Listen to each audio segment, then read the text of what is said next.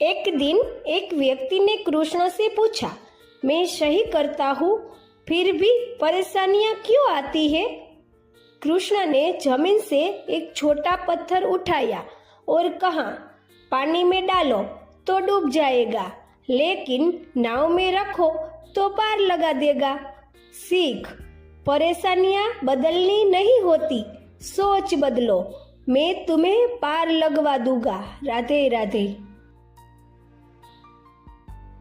एक दिन एक व्यक्ति ने कृष्ण से पूछा, मैं सही करता हूँ फिर भी परेशानियां क्यों आती है।